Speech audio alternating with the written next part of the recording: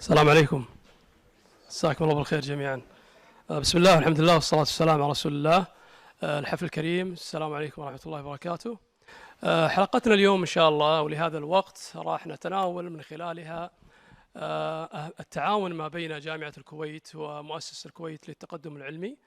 من خلال هذه الحلقة النقاشية إن شاء الله راح نسلط الضوء على أهمية هذا التعاون الاستراتيجي، وكذلك على أهم مخرجات هذا التعاون ما بين جامعة الكويت ومؤسسة الكويت للتقدم العلمي.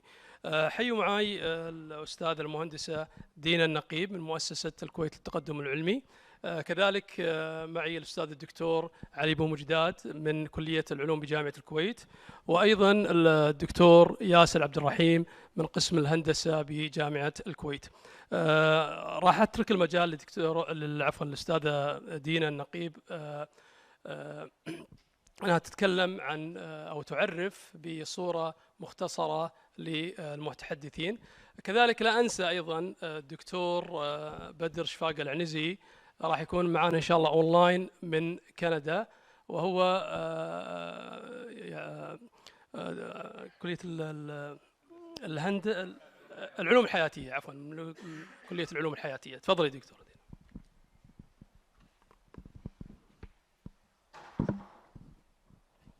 بسم الله الرحمن الرحيم. يشرفني أني أكون معاكم في هالجلسة هذه. معاكم دينا النقيب، مدير برنامج المشاريع الرائدة في إدارة البحوث في مؤسسة الكويت للتقدم العلمي، وياي نيابة عن دكتور عصام السيد عمر اللي هو مستشار علمي أول في المؤسسة. طبعا يشرفنا أيضا نكون مع دكاترة وأساتذة كانوا معانا في المؤسسة وتعاملنا معاهم وايد. أول شيء رح نبتدي بالدكتور ياسر عبد الرحيم في كلية هندسة وبترول. دكتور ياسر بليز تعرف على نفسك وتقدم لنا البرزنتيشن مالتك أو تتحدث عن المشروع مالك. السلام عليكم ورحمة الله.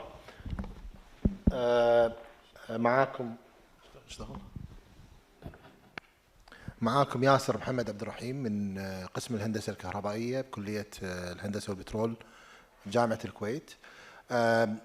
صار لي الآن يمكن 9 سنوات نشتغل تقريبا في مجال الأبحاث في مجال تطوير الخلايا الشمسية من خلال مشاريع ممولة من قبل الكويت، مؤسسة الكويت للتقدم العلمي. فأنا اليوم إن شاء الله راح أتكلم لكم إمبريف خلال ال10 دقائق القادمة عن طبيعة العمل اللي قمنا فيه خلال السنوات الطويلة في تعاوننا مع مؤسسة بحثية في بلجيكا ايمك، اللي تعد أحد يعني المؤسسات الرائدة في مجال أبحاث النانو إلكترونيكس ومجال الطاقات المتجددة. ف يعني إذا تسمحون لي أبدأ البرزنتيشن.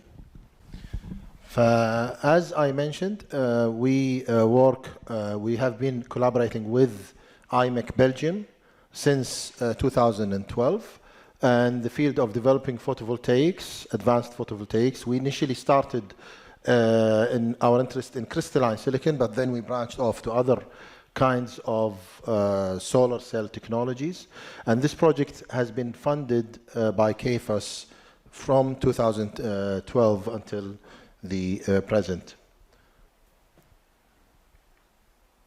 But before I start talking about the project itself, I just want to highlight a few elements in Kuwait's vision for 2035, and some of those elements include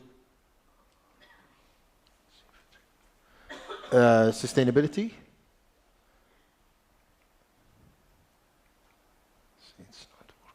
So basically, sustainability, human capital build-up, and infrastructure build-up. And what I want you to take notice is that through our presentation and through our work and collaboration that's funded by KFAS, how we are actually trying to address those issues and in order to realize this vision for Kuwait.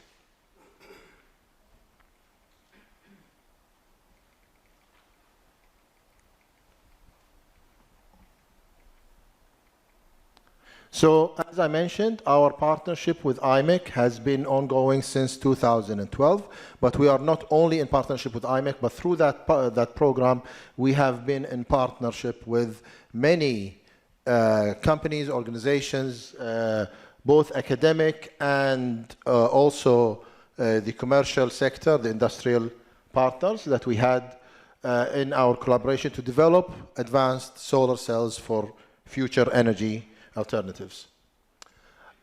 Just to mention a little bit about Kuwait University facilities, we started our first clean room nanoelectronics facility in 1999. This is very early on, and at that time was actually the first clean room and probably in the GCC region. And then throughout the years, we started growing in a very organic way until now we have quite a mature facility at Kuwait University. In 2012, we chose to go in collaboration with Imec Belgium in order to develop, as I mentioned, solar cell technologies. That's the main research that we are doing in those facilities. A little bit about Imec. Imec is one of the largest research centers in the fields of nanoelectronics and nanotechnology. It is headquartered in Leuven, the city of Leuven in Belgium. It's really quite a large institute that covers many topics of technology. And at any point, it has a large amount of researchers and collaborations ongoing. Just a quick snapshot of some of the collaborations that they have with probably some of the biggest names in the tech industry, like Samsung, Panasonic, Kyocera, and then you'll see Kuwait University there as an academic partner. They have also other big names that don't like to have their name shown there, like Apple. So they do work with Apple, but Apple insists that they don't put their logo there. And the technologies that they work with is, as I said, they really do cutting edge technology. They cut through the tech industry, covering many topics. The one topic that we are actually in partnership, as I mentioned, with is in the field of smart energy.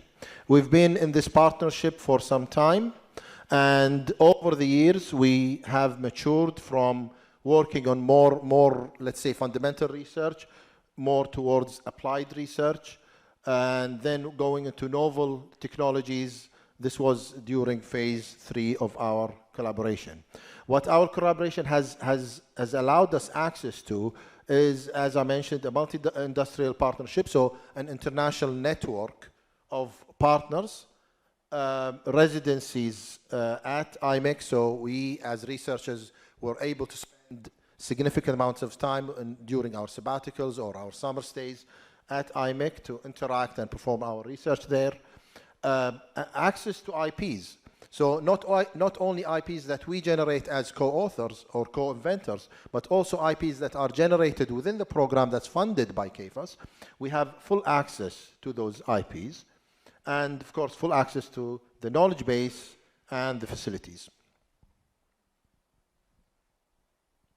In terms of what we have worked on, as I mentioned, we did work on fundamental research, trying to understand the theoretical background of how some of those solar cell devices really work, and that has really paved the pathway to developing further the technology, because if you understand how the mechanisms work, then you are at a better position to understand how you can better improve and better optimize those technologies.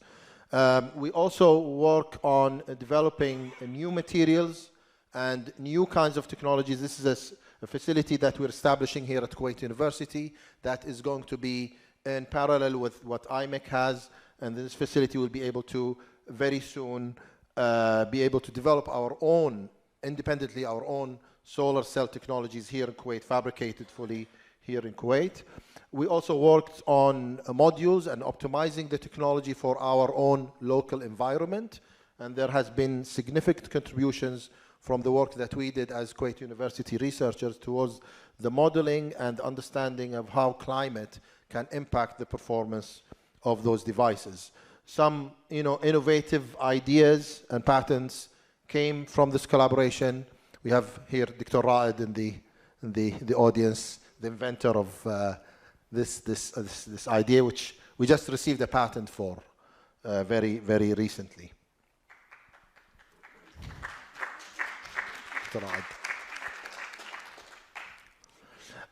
In terms of access to patents, as I said, we not only have patents that we are co-inventors with, but we also have access to a very large and extensive portfolio of IPs that we can, as Kuwait University and as Kuwait, take and further develop into our own technologies if we choose to do so.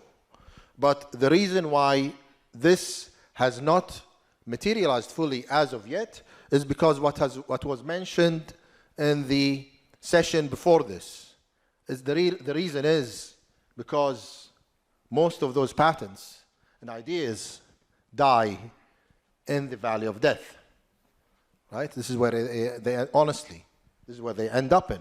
And what we are trying to actually do through this program is try to bridge some of those elements that we need in order to cross this valley of death, in order to actually better utilize the funding that's being spent on research.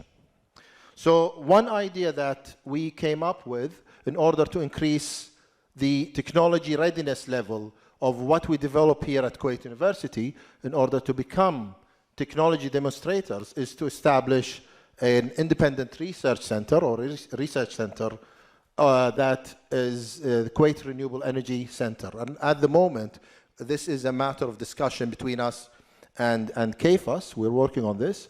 And the vision there is to establish an independent technology center based in Kuwait, based at Kuwait University, but at the same time, it is really going to go beyond just the fundamental research and try to actually gap the valley of death. We identified our main research directions for that center, and we are actually expanding even beyond solar cell technology. We'd like to have a more holistic approach or a more complete approach, turnkey solution. So we want to look into power electronics and also hydrogen technologies to be part of our research portfolio.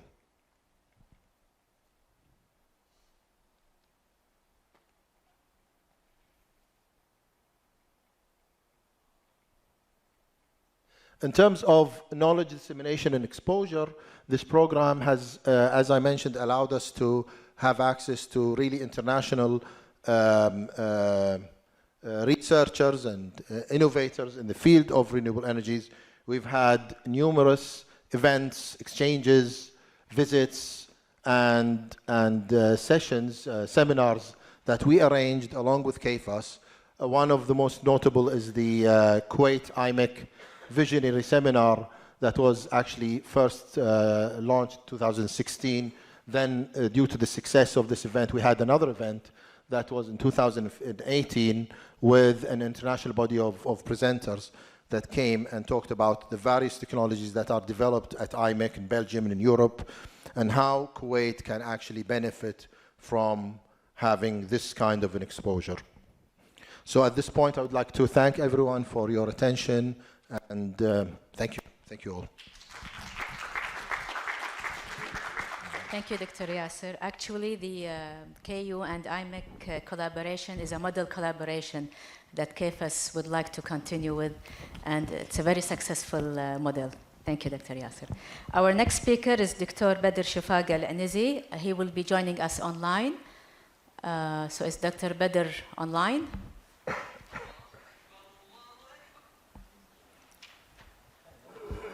دكتور بدر حياك الله. Welcome.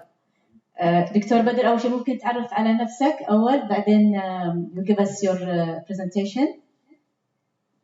Yes, my name is Badr Anizi for Kuwait University. Obviously, I'm a visiting scientist currently at University of Alberta, Canada.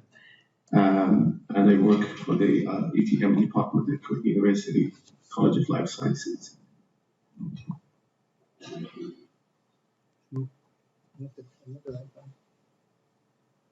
With MIT, two projects that we're going to talk about in this presentation.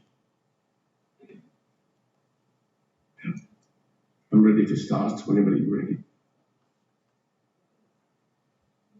Can you hear me? You can share your presentation. Yeah, I share the presentation. Okay. Okay.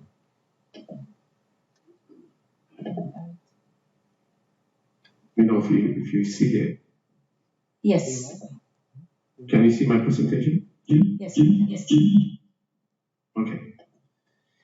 I'll just go straight to the next slide that shows the structure of one of the signature project, number 2, that was sponsored by KFAS.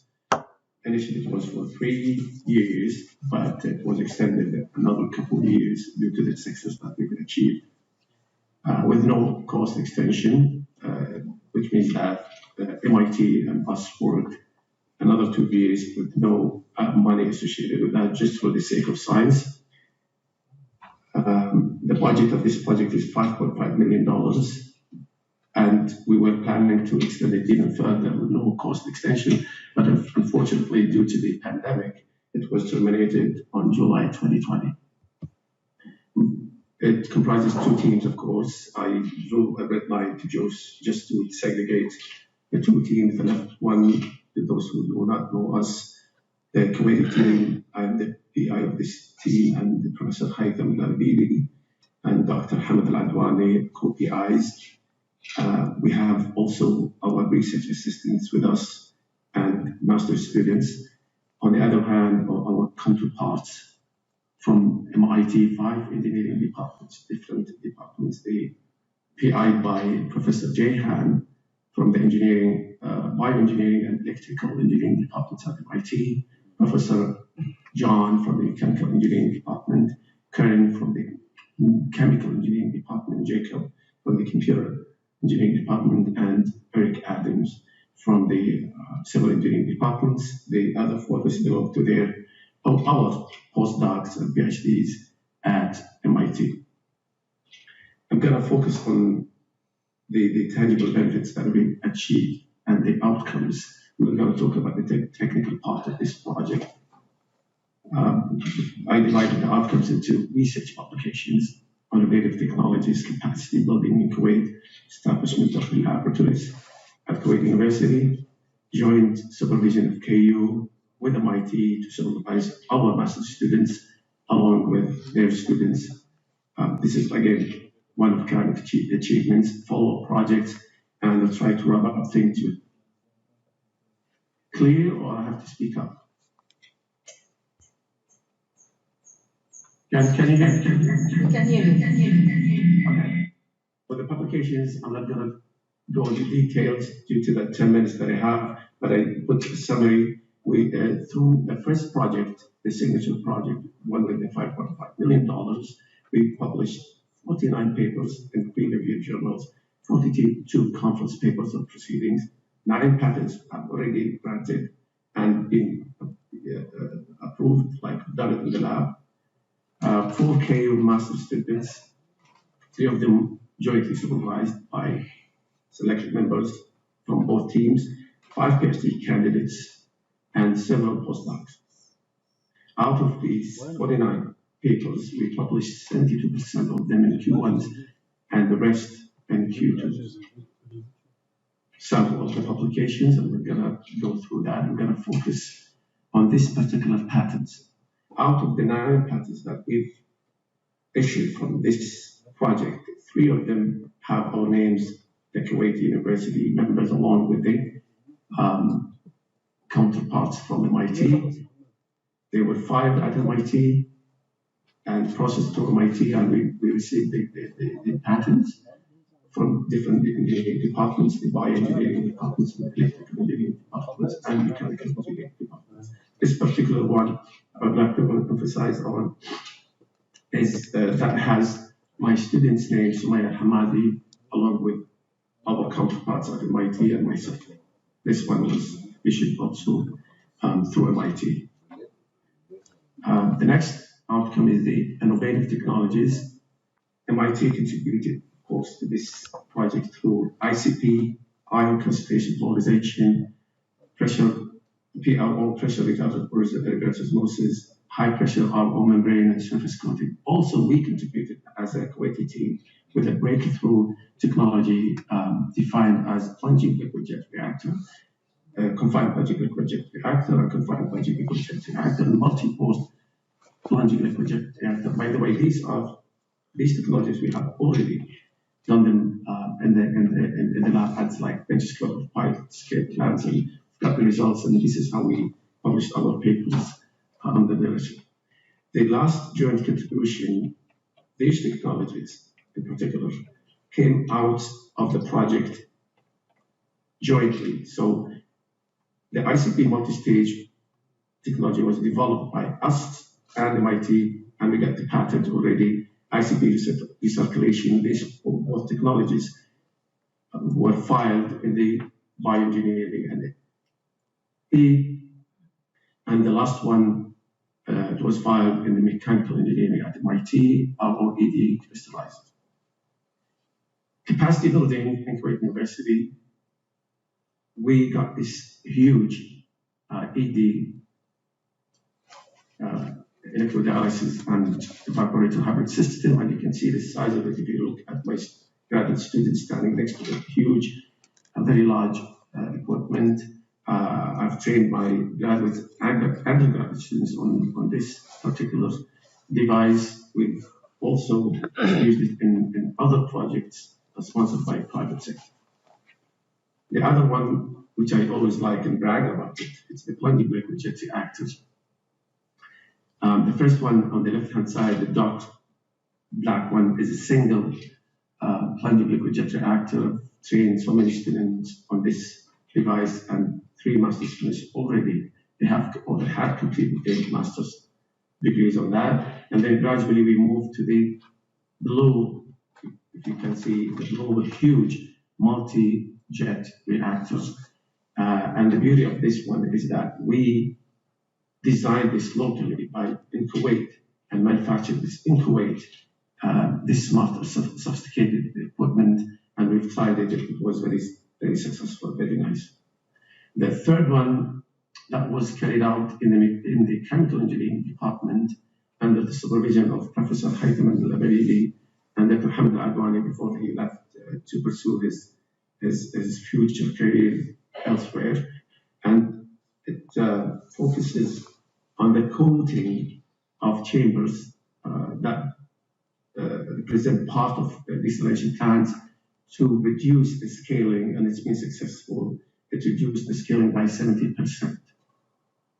The other bench scale setup that we got from this project, the signature one, is the RO and FO devices. We've got the parts now finally. It took a bit longer due to the pandemic, but we got them. We just need to put it together and run it.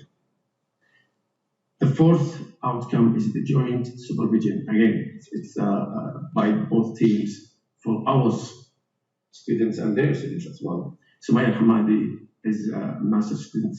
All my students, by the way, from the civil engineering department. She completed her MSc under my supervision as a main supervisor, and Professor Jay Han from the bioengineering and engineering department at MIT. He's done officially, through the Guidance College of Kuwait University. She published with us 2 Q1 papers, impact factor of 11.8, 6.8.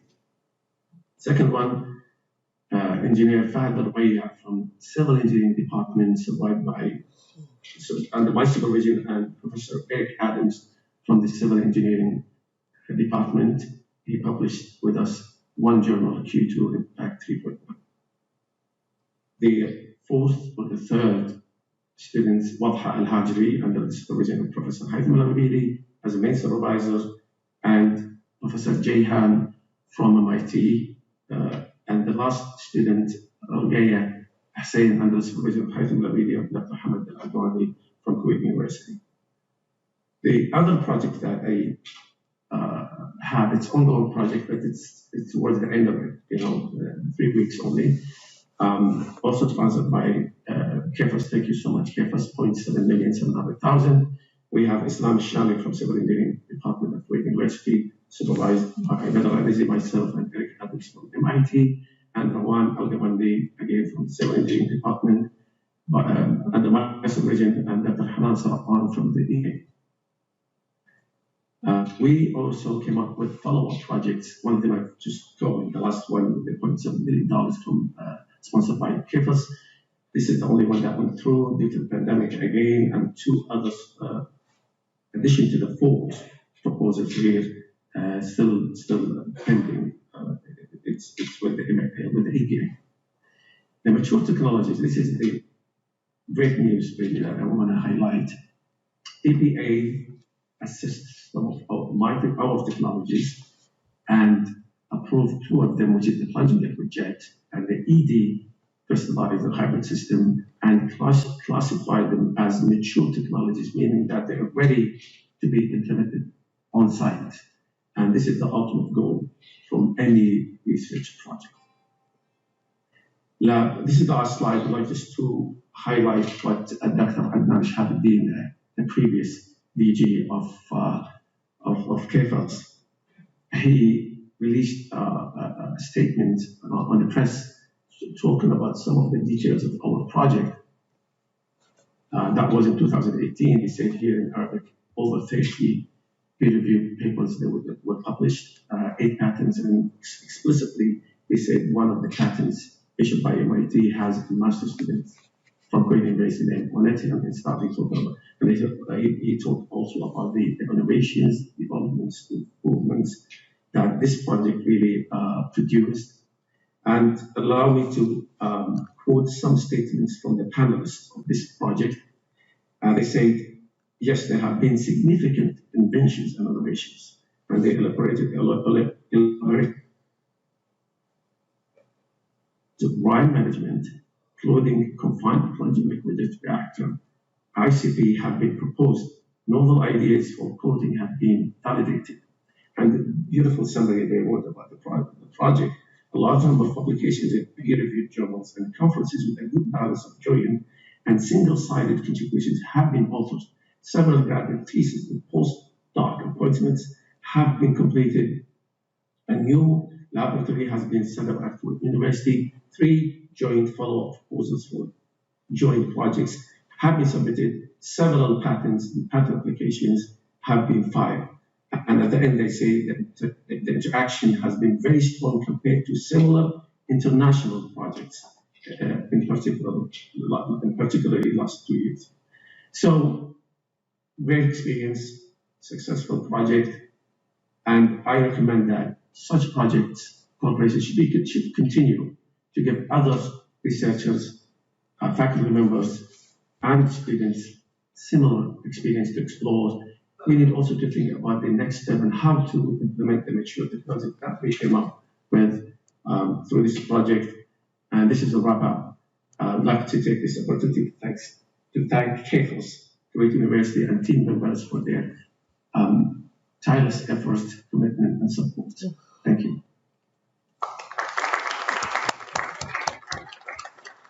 Thank you, Dr. Badr. We wish you all the success. May I ask you to stay online for the questions and answers? So please stay there. Our final speaker is Professor Ali Boumejdad from Faculty of Science. So, Dr. تفضل. Assalamu alaikum. Good afternoon. My name is Ali Boumejdad. I am a professor at Chemistry Department at the Faculty of Science. I'm going to talk to you about some of my collaboration with KFAS actually, but it will be slightly more general than my colleagues, Dr. Yasser and Dr. Badr.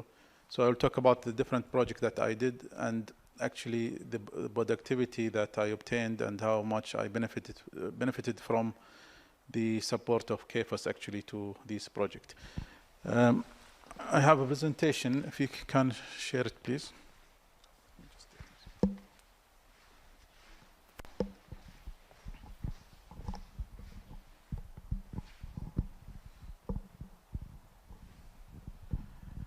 Okay.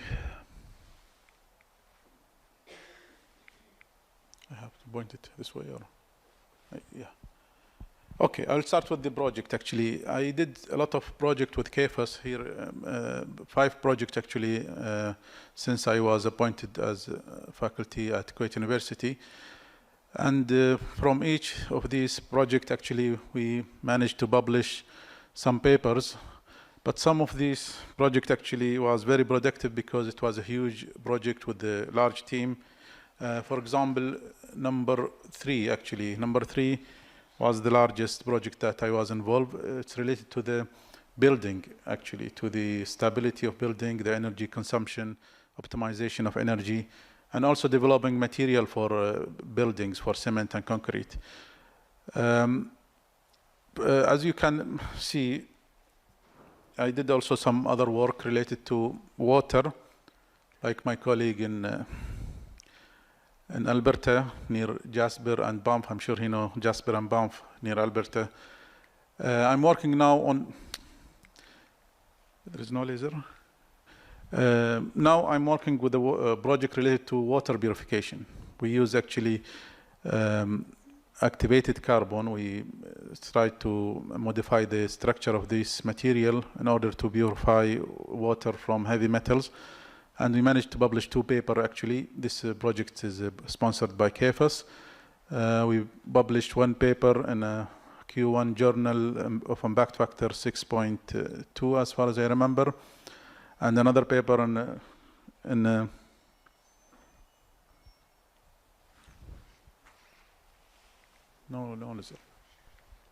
no problem. And another paper actually in a Q1 also journal, impact factor 5.5. These are some of the publications. Let me just go back to talk about the other project in brief. This is the first one. The second one is actually about developing electrode based on 2-dimensional electronic material. This was jointly collaboration between KESR, Kuwait, and MIT. The PI was in KESR in this project. The third one is the big project that I told you about, and I will show you some of the actually outcomes from this project. And the third one is also a collaboration between KESR, MIT, and Kuwait University, and the PI from KESR, I think was Shawaf, what's his name, Al-Faili, Dr. Al-Faili at that time. And the last project was my first actually project sponsored by KFAS. This was a long time ago, I think in 2005 or 6, something like this. So the productivity, I'm just going to show you the one that I publish as a main author actually, as a main PI in the project, because the productivity was huge actually. Project number 3, I think the productivity was more than 70 publications. But the team was also huge. Many people involved from KESR and many people from MIT and myself and my colleague, I think in the engineering also, one colleague from College of Engineering. These are some of the publications that I published because of from the project sponsored by KFAS. You can see, I think it's around 11 or 12. All of them are in the Q1 and all of them are in high impact factors journals. And I feel very proud to publish these things actually. And some of these publications, there were students involved. If you can see PhD student and there is MSc student. I'll show you some of the student that was involved in this project. This big conference, project, signature project, we decided to arrange actually a conference after we finished the project, and this was the outcome actually. It was a very good conference here in Kuwait, and we published a proceeding. I was the editor with my colleague Walid Bouhamra and Usama Sayiq, Hassan Kamal, and Salim Al-Hajraf. This book now is available actually. You can purchase it from Springer. I gave a copy for Kuwait University Library, and I hope this will stay for, this will benefit the sustainability actually of built environment. There is a lot of viewing on this book because Springer usually send me from time to time some news about how many people access the book and papers in the books. So this was an outcome of the big project sponsored by KFAS. This is actually the conference. I was the chair of this conference. This was held in 2018, just before, maybe 1 year before the pandemic or 1.5 years before the pandemic.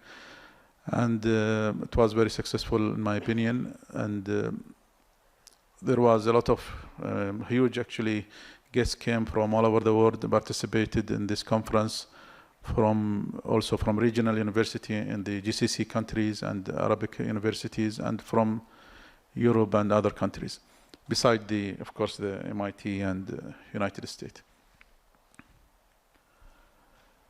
Okay, so far I was the main PI of main supervisor of 4 students.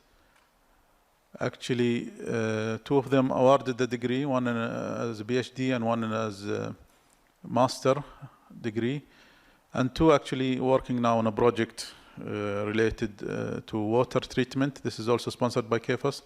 So I will talk about little bit about.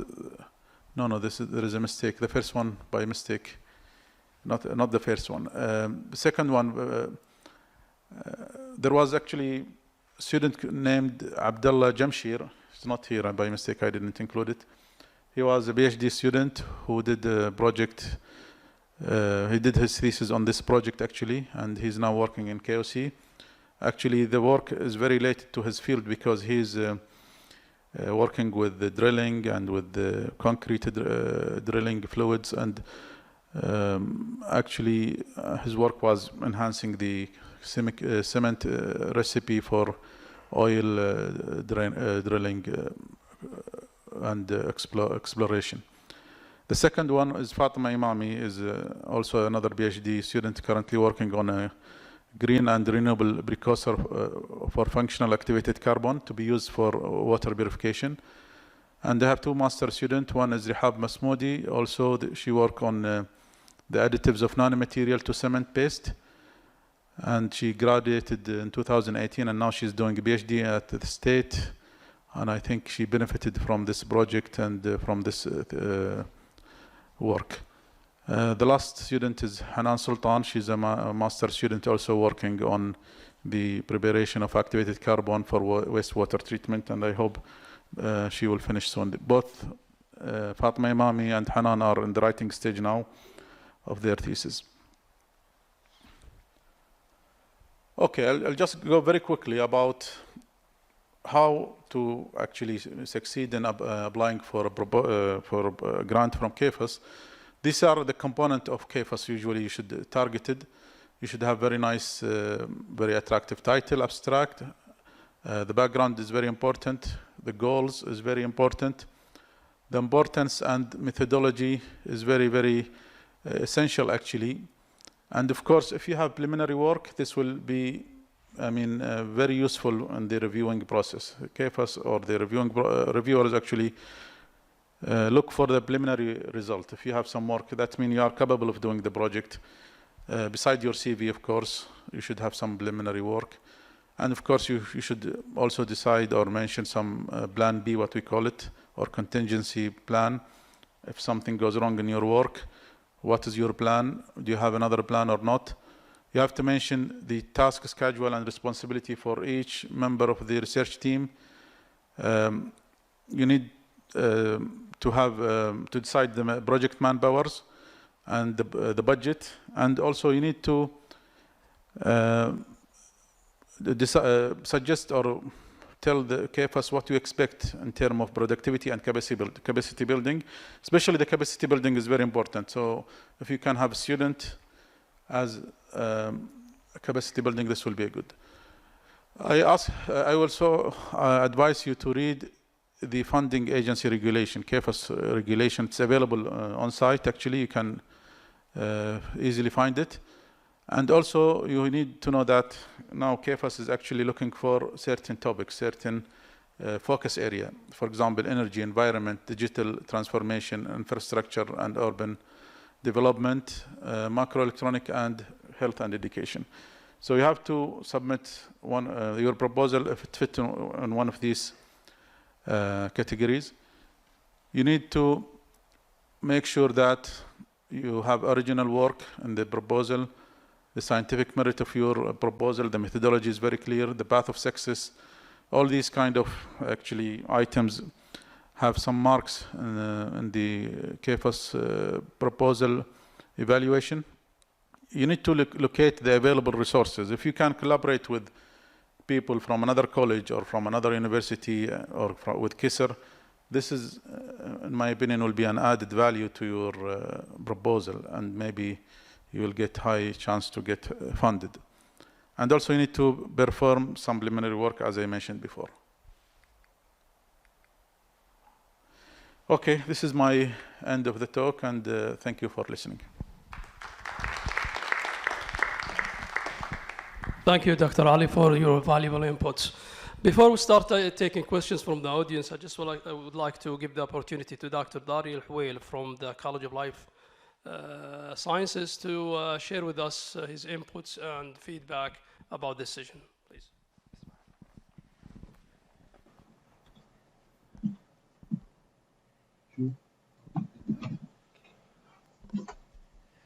So, Bismillah ar-Rahman ar-Rahim. My name is Al-Salem. I'm an associate professor in the College of Life Sciences in the Information Science Department. Given the time, let me just summarize a little bit of what we've been hearing throughout the day, and then hopefully this would be a great opportunity for further discussions with the panelists. And if you allow me, because I was planning to do this in Arabic, so I'm going to do this in Arabic.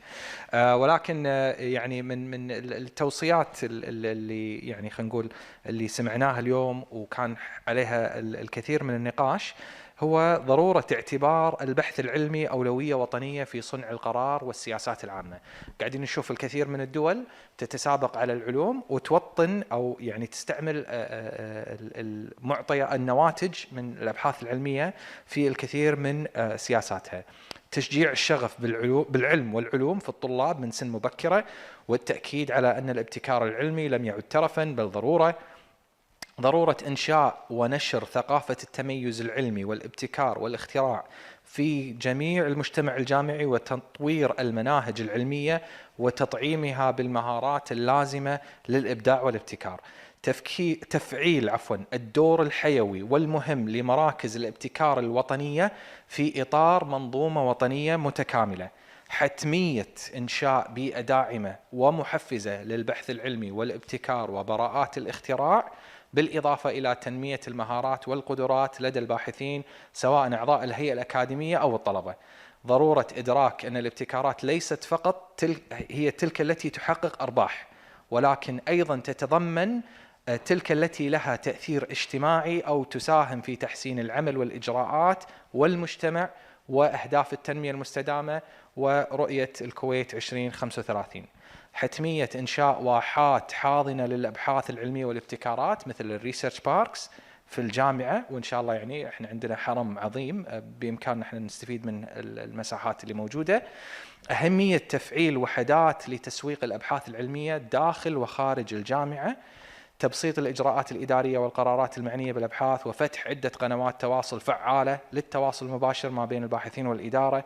ضرورة تفعيل الشراكات البحثية، وسمعناها هذه أكثر من مرة، بين القطاع الخاص والعام، والبناء على بناء منظومة متكاملة، والعمل على توطيد هذا التعاون ما بين الباحثين وهذه المؤسسات والشركات سواء محليا إقليميا وعالميا. وسمعناها يمكن في البانل مالت المخترعين لما تكلم عنها الدكتور سلمان الصباح. إزالة أي فجوات بين نتائج البحوث العلمية وبين تطبيقها في الميادين المختلفة، وشفنا الزملاء يعني الدكاترة شلون ترجموا بأبحاثهم العلمية بعض الابتكارات اللي لها عائد على المجتمع. العمل على عقد الدورات والمؤتمرات والزيارات والندوات المتخصصة وورش العمل لتسليط الضوء على أهمية ودور البحث العلمي وتطوير مهارات الباحثين، ويمكن هذا المؤتمر هو خير شاهد على ذلك. أخيرا وليس آخرا، يعني سامحوني على الإطالة، ولكن تفعيل دور حاضنات الأعمال لدعم الابتكار والاختراعات من خلال عقد شراكات وبروتوكولات تعاون مع المؤسسات المعنية سواء في الجامعة وخارج الجامعة. احنا نرى أن هناك العديد من المؤسسات، ولكن أيضا يجب أن نفكر يعني في طريقة تسويق هذه الابتكارات، ويعني أن احنا نسوي لها عاد سامحوني العربي ما أدري شنو بس commercialization. شكرا.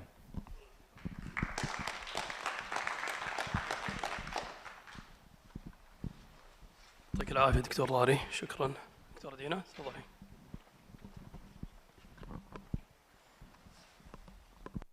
الحين وقت الأسئلة والأجوبة، بس أنا ودي أبتدي في بس في one question حق ال panelists our speakers for the audience. شنو ال takeaway وال advice اللي استفدتوا منها من your collaboration with KFAS and your funded projects by KFAS؟ نبتدي بالدكتور ياسر بعدين. يس. طبعا يعني احنا والله الحمد يعني في بيئة غنية جدا، غنية بالدرجة الأولى في الموارد، يعني هذا شيء ما يخفى على الجميع. لكن توظيف هذه الموارد في الاتجاه الصحيح وتحديد أولويات البحث العلمي، هذا كان يعني دور أساسي لمؤسسة الكويت للتقدم العلمي. They guided us وإحنا we followed their guidelines. الآن يبقى الخطوة القادمة، أتوقع هذا الخطوة يعني هي أيضا ترجع للنقاش اللي تم قبل البريك، اللي تكلمنا عن how to actually bridge the gap ما بين research ما بين الكوميرشاليزيشن اللي تكلم عنه تو الدكتور ضرار. إن I think it's we need to define the roles. الآن we always come back كresearchers we are always asked إن what you're developing, where does it lead? What's the we're hearing the word sustainability in terms of research again and again and again. Is it really the role of the academic research to bring the technology readiness up to demonstration بحيث إن then we go to commercialization? Is this our role? Or is someone else should step up to that role and say, okay, it's our responsibility now to do this bridge? لأن as researchers, again, we are kind of limited. If I'm doing fundamental research, I will only reach technology readiness 3 or 2 or 3. If I'm doing applied research, I reach technology readiness 5. To take this technology all the way to become a viable technology for the market requires someone else to step in this role. And I think KFAS would be the best candidate to take up that responsibility in trying to bridge that gap, bringing the resources that are required, bringing the expertise that's required, and trying to bridge the gap. Asking the private sector to do it is just too much for the private sector to handle. And again, the private sector is related to profit and loss. So if you're going to do a profit and loss analysis, investing in early research is a high risk investment. So someone else has to take that responsibility, and I think KFAS would be the best candidate for that for the future. Thank you. أنا من تجربتي مع يعني التعاون البحثي مع كيفاس، وجدت أن كيفاس يعني حريصين أن يكون في يعني capacity building، أو يعني يريدون أن بعد ما تنتهي من هذا البروجكت يكون في فائدة للمجتمع أو في فائدة ل مثلا التلامذة أو الطلبة. وبالتالي كنت أحرص على أن يكون عندي يعني طلبة دراسات عليا يشتغلون على نفس المشاريع هذه اللي sponsored by KFAS. والحمد لله الحين حاليا يعني بعضهم صاروا مثلا teaching assistant at the department، وبعضهم يشتغلون في مؤسسات في كسر وفي التطبيقي وفي شركات البترول، وأكيد راح يستفيدون من هذه يعني اللي تعلموا عندنا في الجامعة. هذه نقطة مهمة وجدتها في كيفاس، يحرصون على هذا الأمر، يعني الكاباسيتي بيلدينج يعتبرونه شيء مهم. موضوع التعاون البحثي أيضا يشجعونه بشكل كبير، وبالتالي أنصح أي واحد يبي يحصل دعم يعني من كيفاس أنه يشوف إذا في فائدة من يعني مشاركة باحثين آخرين من نفس المؤسسة أو من خارج المؤسسة، سواء كانت برايفت يونيفرسيتي أو يعني كسر أو حتى المعهد التطبيقي، راح يكون وايد يعني شيء جيد، وبالتالي يعني راح تعزز فرصته في يعني الابروفل. ودي اطلب يعني من كيفاس انه يستمرون في مثل هذا الدعم ويعززونه ويزيدون شويه الميزانيه دعم البحث العلمي، لان بالفعل احنا في الكويت التكلفه اللي قاعد يعني نصرفها على البحث العلمي مو نفس لما تكون في أوروبا مثلا، يعني التكلفة غالية. لما تشتري جهاز عادة سعره يكون أغلب، يمكن على الأقل الضعف أو يمكن أكثر من الضعف، حتى المواد الكيماوية، حتى يعني الكونسيومابلز، الأوبريشن كوست. So we need more support actually, and I'm sure this will be a good investment for the future of Kuwait, inshallah. Your point is well taken, inshallah. Dr. Badr, you're muted. دكتور بدر ما نسمعك. Yeah, can you hear me now? Yes. I think my colleagues, they have already touched on very important points with regards to research and all that. Definitely we need to continue with such collaborations, especially with renowned universities like MIT, Harvard, and other universities. I'm going to just say a simple thing. We need a very supportive system around us. That says it all.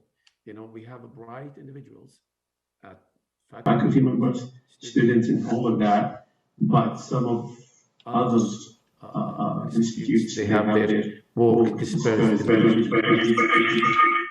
We need to integrate our effort together, and this is what I mean by a very healthy, supportive system around us, like other developed universities in the world. So I do agree with whatever they've discussed and raised. We do need to continue with our projects and collaborations in right manner. Yeah. Thank you, Dr. Badr. We have any question from the audience? تفضل.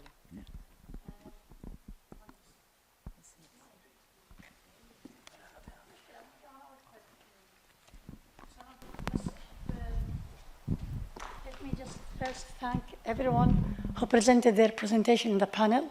It was really amazing to see how Kuwait University is really presenting their name internationally through their professors. So thank you very much. Just want to stress on the fact that Dr. Dhari mentioned that it's really important, and this stage maybe even previously, to attract students to do research. I think here we have one major problem to convince the students, especially after the pandemic and problems of this online and everything. It's very difficult to attract them because the majority of our courses, they are oriented toward general information. Let's say هي الثقافة العامة. Yeah, these are the main courses.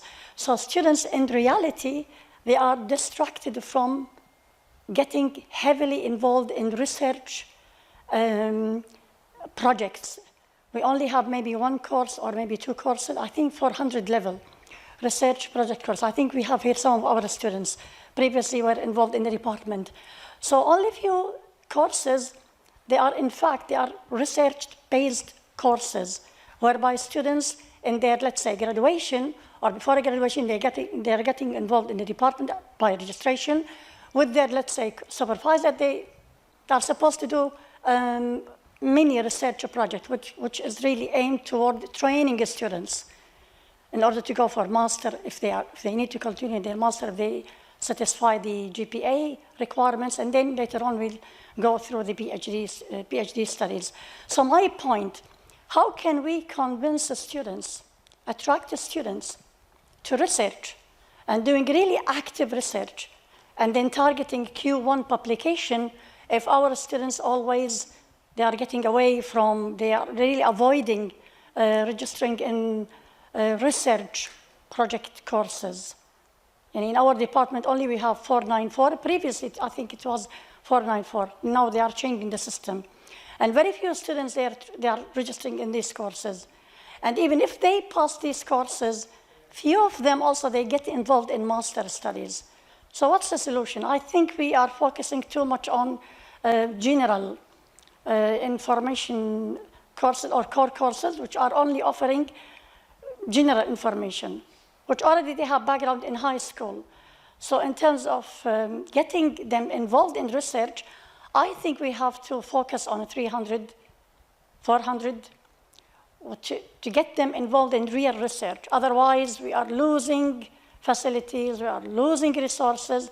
Students are only graduating, and then we are, as researchers, we find it very difficult to find selective people to getting them involved in our research. Because this is capacity building, isn't it? So if we don't really focus on this problem or solving this problem quickly, honestly, you are losing resources, losing also priority students. Yes, it's really a very good point, because this is something we also, as researchers, always suffer from, finding quality research assistant students to actually teach and then also to assist us in our work. First, attracting students to the field of research requires that there is a job market.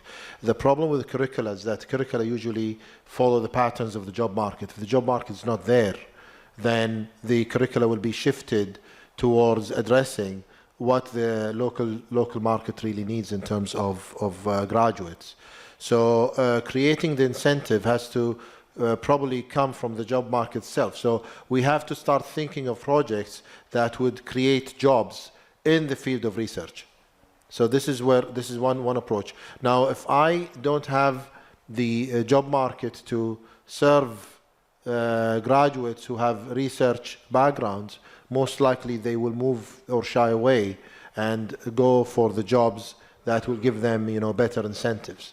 So this is one way of probably trying to create an ecosystem for research sustainability and to attract people into the domain of research. So that's my intake in this, Dr. Ali. If you have.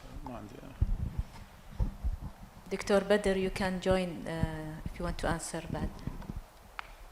I don't want to take from your time, but this partly is due to the students and background and culture and the way the students being educated. But I think, yes, we do need some incentives. For example, Sumaya Al-Hamadi with us, she has a patent with us in MIT.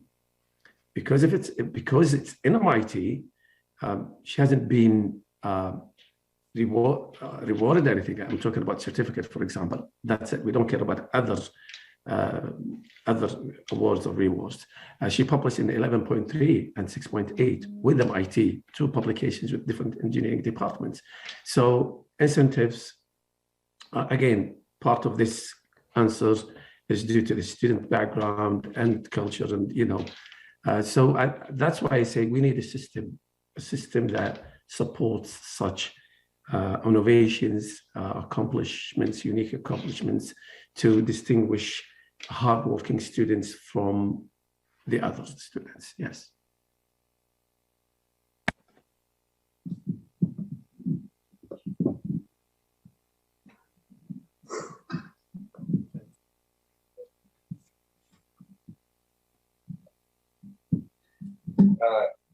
My question is very quick and very brief.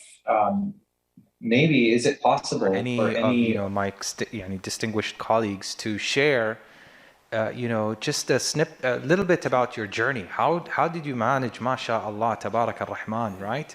This fantastic journey, juggling, many hats, having to do research, having to do teaching, other departmental responsibilities, and what was, a couple of things that, actually made it work?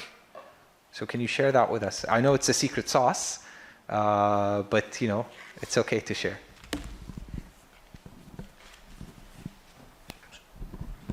Thank you, Dr. Dari, for this important question. Actually, in my opinion, doing research is very, let's say, difficult. Actually, it's not easy. For my side, I feel it is much more difficult than teaching. Although I know we do teaching and we do society servicing also, but the most difficult part from my side is the research, because it needs huge effort, it needs focusing, it needs a lot of resources, and that's why my advice actually for anyone who want to do research is actually not to overwhelm himself by many duties, especially in the teaching. He shouldn't take overload courses. He should, for example, take 2 days per week instead of 3 days per week to teach, and to focus 3 days on the research. If you have every day a lecture, I don't think you can focus on doing research, because For the lecture, you need one maybe hour to prepare yourself, and after the lecture, you need to rest for maybe another hour. So you kill the day, and this is not actually suitable for doing research. So you need to have some days you are free, and of course you can use the summer break if you don't take the summer course and you focus on doing research. This is also a good idea. And the weekend, of course. I don't know if you like this or not, but we used to work on the weekend. We used to work on in our holidays. We take our laptops with us, and our families get upset why you are bringing your. But because of the time, we don't have. The problem is here, we don't have many researchers and many students like the people in the West. So you have to do things by yourself. We don't have the soldiers actually for the research, so you have to do the things by yourself. I agree with Dr.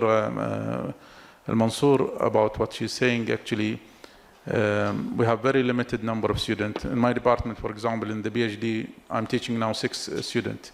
And this is actually high number. Usually we get less than that, 3 students or 4 students. And of course, we have 25 staff members, so everyone wants this student to work with him, and at the end you might end up with with the 0 number of students in terms of research. So we need to actually work sometimes in our vacations in the family. And I remember my colleagues usually advise me not to work too hard. They always come to me and tell me, don't work too hard. But I cannot do it actually. Otherwise I will not succeed in fulfilling the promises that I did for the project or for the research. Thank you.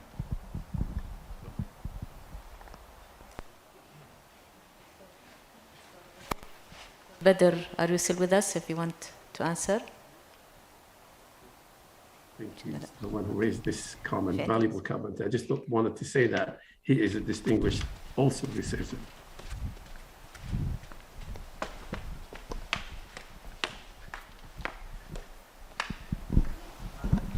السلام عليكم. أنا راما من طالبة ماجستير بكلية العلوم الحياتية. أنا بالحقيقة ما عندي سؤال وإنما تعليق إذا بتسمحوا لي على النقطة اللي أثارتها الأخت من ناحية مثلا جذب الطلاب للبحث العلمي، لأني أنا نموذج حي قدامكم. بقدر إذا بتسمحوا لي أعطي اقتراحاتي. بمرحلة البكالوريوس بلش الموضوع معي. كنت أنا طبعاً من الصغر إنه عندي مثلاً فضول إنه أنا مثلاً بدي أكون مخترعة، بس بعدين عرفت إنه الموضوع لازم يكون في عامل يعني صدفة بالموضوع، ولكن بيقدر إنه الواحد يصير باحث بجهوده.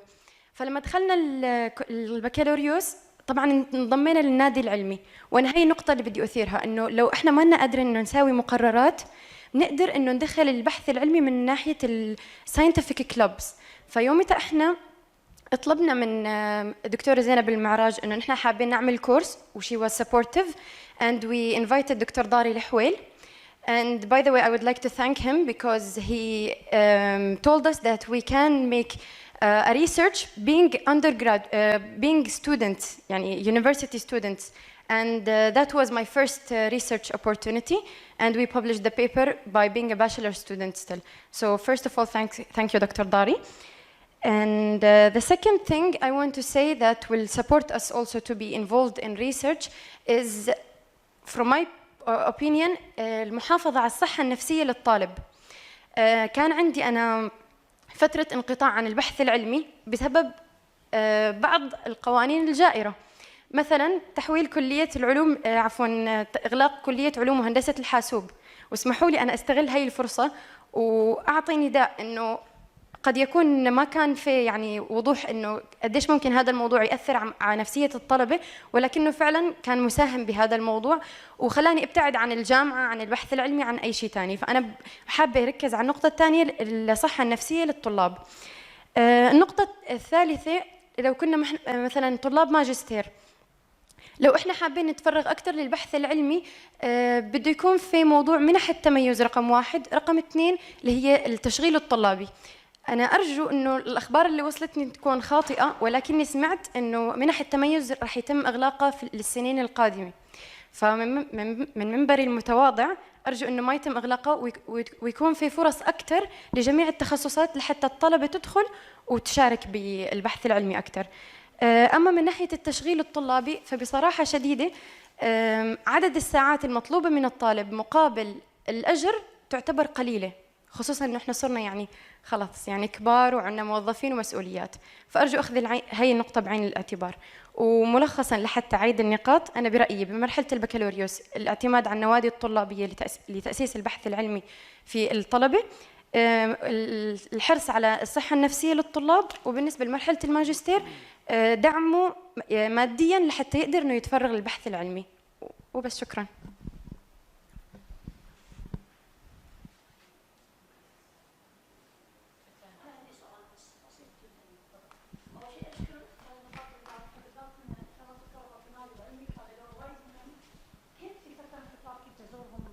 يعني أشياء بس بكونسلتيشن بسيطة جدا جدا. في يمكن أول سنة تعييني، بعدين من قطعت لأن انشغلنا بالتدريس. دكتور علي ما نقدر لأن إحنا مطالبين ثلاث مواد، يعني على الأقل 6 وحدات، فالتدريس بروحه ياخذ وقت. إذا أنت فعلا تبي تعطي الطلبة شيء، تحضير، involvement in the lab، كل شيء هذا ياخذ وقت. فمشكورة إن شاء الله الجامعة تسمح هذا الكلام، يمكن دكتور علي يقدر يوصل وجهة نظرنا حق المعنيين بالجامعة.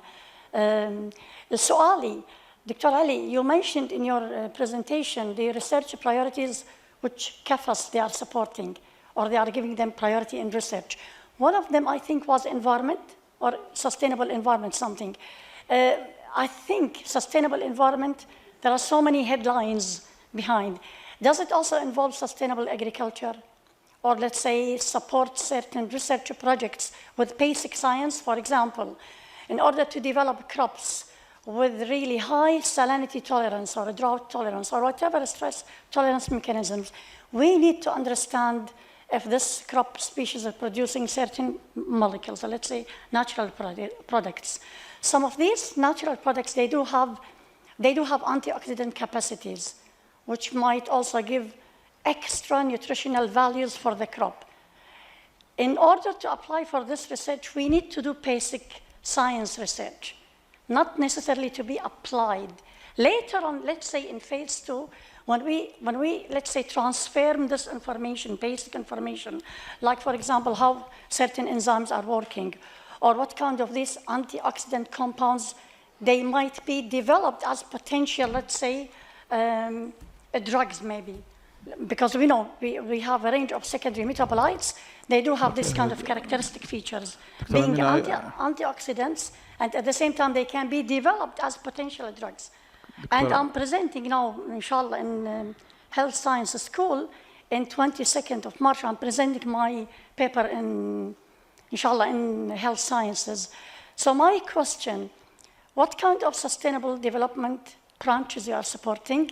And if these projects include basic science in phase 1, not necessarily to be continued in phase 2, knowing it has potential to do this, can you support this kind of projects or no? Okay, Dr. Naima, your question is clear for me. Actually, I think also Shedadiya can also answer this, but from my knowledge, there is also subheading. So when I say environment, this is the general term, but under the environment, if you go for the research call, they have announced on the website of KFAS, I think it's now this first call of this 2022. You click on it, they will say, for example, environment, and these are the subheadings. There is 3 or 4 topic subheadings. And related to your second question about the applied and the basic science, I don't think this will prevent you from applying for a proposal, but I think Shedadiya can maybe also elaborate more on this. Yes, in terms of national priority areas, they are health, environment, infrastructure and urban development, digital transformation, and health. I don't remember. Actually, there are 5. We launched the call for proposal for health, environment, and digital transformation. The type of research that you want to apply for is related to crops and agriculture. Actually, KFAS was funding many research projects in agriculture and food development and agricultural development, but they all ended in the drawers. So based on their experience, we stopped funding anything related to development of crops. However, within the new strategy, we're concentrating on food security. which is the main priority now in Kuwait. So if your project falls within food security, then it can be accepted within, I think, maybe the next call or the call after that. Okay, that's really nice. Thank you. But in terms of basic and applied research, KFAS accept basic and applied research based on the research grant manual. Okay, thank you. I really appreciate your help.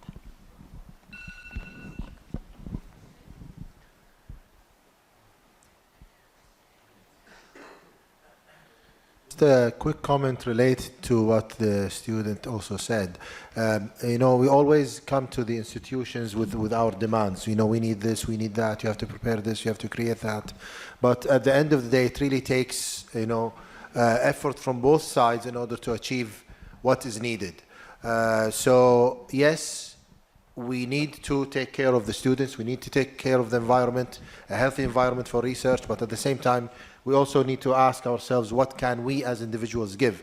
Now, to highlight what I'm trying to say, I'll give you from my own experience. When I first joined my group when I was a master's student, my professor, first day, came and told me, my son, you are not cheap labor, you are free labor.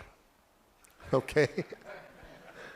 And my very first task in the lab, he gave me a broom and told me, clean up the lab. Okay? This was the first task. So it does, you know, it does take efforts from both sides. You know, we can always go back and ask our institutions and our professors to take care of us and do this and that, but really the real effort has to come from inside of us. This is what I wanted to say. Thank you. السلام عليكم. معكم دكتور كمال من العلوم الإدارية. يعني عندي تجربة طويلة بالبحث العلمي بالعلوم الإدارية. يعني مسوين اتفاقية مع مؤسسة التقدم العلمي، لكن لاحظت مع الوقت أن أغلبية يعني ميزانية البحث العلمي بالجامعة كلها applied engineering health. لو نحسب الميزانية المخصصة للعلوم الإنسانية نجدها ضعيفة جدا، حتى في عزوف عن تقديم مشاريع لمؤسسة التقدم العلمي. لما نقول علوم إنسانية يعني العلوم الإدارية، الآداب الاجتماعية، ويقولوا يعني يحاسبون بنفس يعني المعايير. يعني مثلا مرة من المرات احنا بالعلوم الإدارية ما عندنا مثلا ماستر، يطلبوا مني كاباسيتي بيلدينج، فنقدم على المشروع يأتي المحكم يضع لك 0 من 5. فأنا أعتقد يعني جاء وقت الاهتمام بالعلوم الإنسانية، حتى مثلا فكرة طرح مشروع كوتا للعلوم الإنسانية. عندنا كوتا للنساء، كوتا للعلوم الإنسانية. فالبحث العلمي ليس فقط هندسة وطب، علوم إنسانية فيه ظواهر. فاعتقد أنا فكرة أن هذا الكلام موجه أكثر لمؤسسة التقدم العلمي تفكر في الموضوع، تشجيع الباحثين، تقديم تحفيزات نوعا ما لتغيير الصورة النمطية عند الدكتور. والله قدمت يعني في دكاترة قدمنا وتعبنا، في النهاية رفضونا. حدث لي مثلا قصة، أنا رديت على المحكمين 3 أشهر، اليوم اللي بعد مؤسسة التقدم العلمي هو اللي we decline your project. لاحظ هذه رسالة شديدة اللهجة للباحث، أنا ما تشتغل. ممكن أنا عندي إرادة أنني قاوم وأبحث، ممكن غيري وصلته هذه الرسالة، انتهى البحث العلمي وباي باي مؤسسة التقدم العلمي. وشكرا. صراحة لأن ميزانية المؤسسة جدا محدودة، فبعض المشاريع تمر في سياسة المفاضلة حسب الأولويات حسب التقايم. فلما نوصل لمرحلة أن بنمول مشاريع، طبعا يعطون أولوية حق المشاريع اللي هي الناشونال برايورتي أرياز اللي فعلا تهم الدولة والإمباكت مالها أقوى. احنا ما ننكر أن العلوم الإنسانية يعني هي لها أهمية فعلا، بس لما نوصل لمرحلة المفاضلة راح نضطر بسبة الميزانية المحدودة أن نضطر أن we decline them. لكن حاليا في الكول فور بروبوزل الجديد منزلين كول فور بروبوزل حق الأيرلي كارير ريسيرشرز، وممكن يقدمون in all، طبعا بس هو early career وفي شروط حق الأيرلي كارير، ممكن يقدمون in all the areas that they want. فيعني اسمح لنا بس الميزانية جدا محدودة. يعني احنا ميزانيتنا المؤسسة تقريبا 30 مليون دينار، البحث العلمي 3 ملايين دينار، غير المراكز وغير الأماكن الثانية. بين قوسين 20 سنة العلوم الإدارية حسبت ميزانية البحث العلمي العلوم الإدارية 20 سنة 450 ألف دينار كويتي، بما يوازن ممكن مشروع الدكتور ابو مجداد واحد. فقط يعني حتى نبين نسبة وتناسب.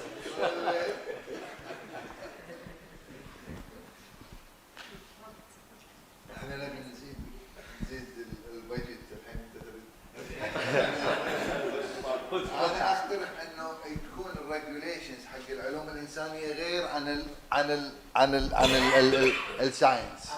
This is ولازم اعتقد مؤسسه الكويت للتقدم العلمي لازم تراجع اللوائح والشروط والقيود اللي بينها وبين الباحث. اعتقد يعني it is needed to be evaluated again يعني to be revised. Don't link your regulations with the research administration in Kuwait University. أنتوا independent وعندكم vision completely different ممكن من Kuwait University، لأنه الجامعة الكويت تدريس وبحث علمي يعني، والأهمية التدريس أكثر من البحث العلمي حسب ما نشوفه في جامعة الكويت. أنتوا different، خليكم أنتوا يعني عندكم regulations خاصة فيكم وتربطكم بينكم وبين الباحث اللي ممول بس. يمكن اللينك جامعة الكويت for regularities يعني ما don't يعني link to the Kuwait University Administrations يعني. واعتقد حق الكويت يعني إدارة الأبحاث وكيفاس لازم تراجع لوائحها، لأن مرات تكون باريرز الصراحة حق الباحث وأشياء محبطة يعني. واحنا نعترف ان قاعدين يشددون فعلا في اللوائح وفي التقييمات، لان we need لا مو التقييم، ما اتكلم عن التقييم، يعني they require يعني a very good outcome of the proposal of the project.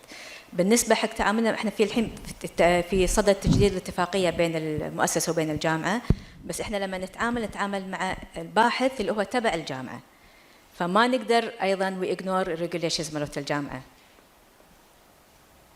if you get me يعني. يعني ما سوينا شيء، بس نوصل المعلومه ان شاء الله حق الاداره، ممكن نوصل المعلومه حق الاداره we'll see what can be done. بس الحين احنا بصدد a new strategy صايرين they're becoming more strict لان بسبب الميزانيه المحدوده.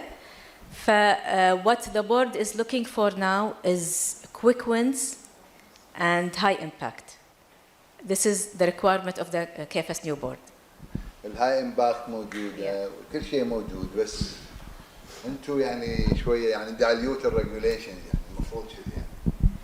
هي في اجراءات داخليه يعني، ف it's not within us, it's within the research directorate. We can نوصل المعلومه.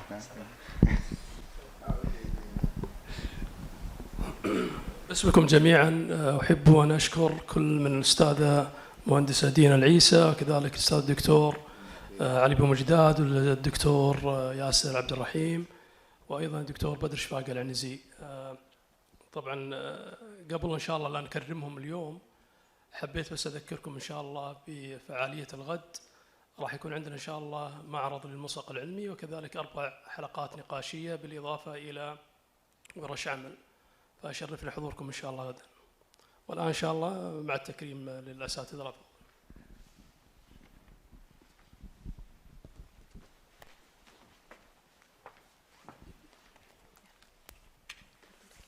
استاذ المهندسه دينا النقيب.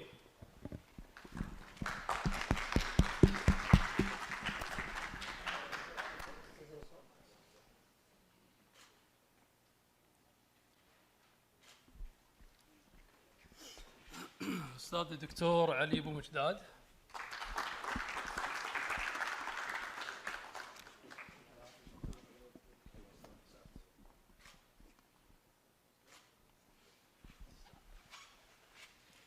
استاذ الدكتور ياسر عبد الرحيم.